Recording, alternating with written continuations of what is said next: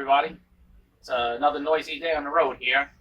But what I would like to talk a little bit about today is, what should your anvil be on, or what should be directly underneath your anvil.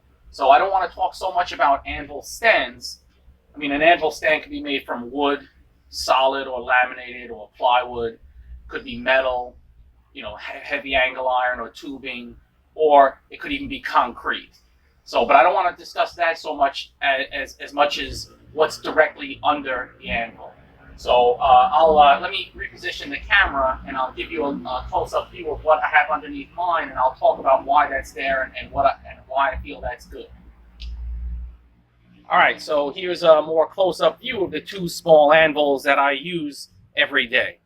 And so now you can see the base that they're on, the anvil stand, or the platform, I guess you would call it, since I hammer when I'm sitting, so this is really low and spread out.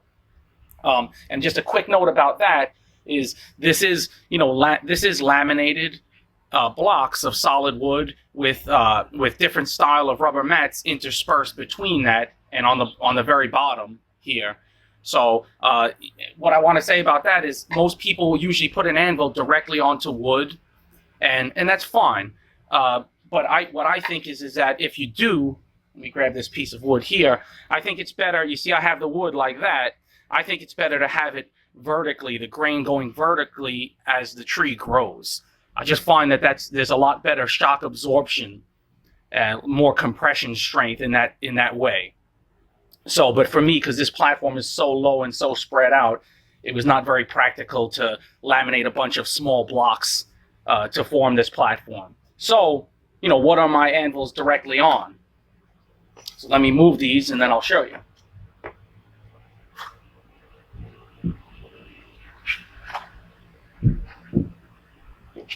Okay, so, here you can see, I've got this angle iron secured down, and that just keeps them so they don't move around on the platform itself, but they're obviously free floating within this because I need to be able to use different faces of these anvils. So I always, I'm constantly moving them around.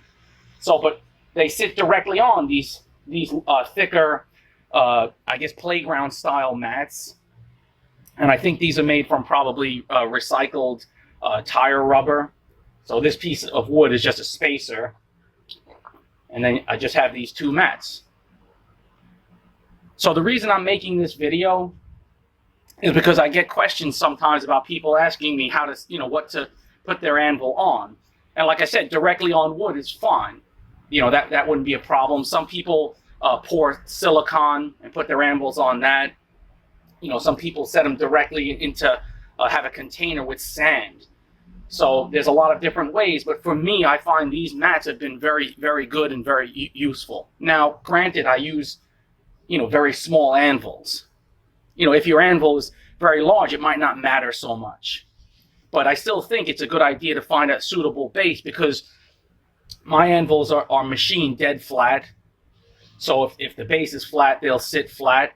But if you have a cast anvil, a cast steel anvil, or maybe cast iron, cast iron is not the best, but if you have a cast anvil, the bottom maybe has some irregularity. So having a thicker substance like these kinds of mats can help stabilize your anvil quite a bit. So, and basically the point is this, is that when I make a video, I normally swap these mats out for these. And these are more dense kind of a rubber. It's more like a conveyor belt style of rubber matting. And the reason I do that is because these mats here, they don't allow my anvils to jump as much. When I'm hammering, I don't even normally notice it, but when I put up a video, someone will say, "Oh, your anvil's jumping all around," and that could be a little bit distracting, I suppose. But what I found from switching in between these two is that these thicker mats just make it better for me when I'm hammering. It gives it gives the anvil sort of some kind of shock absorption, if I can describe it like that. Being so flexible. So if you can put up with that little bit of jumping, which you're probably not even going to notice, I think that you'll find it very beneficial if you can get a hold of mats like this. If you have a smaller anvil, or maybe a larger one, and give them a try.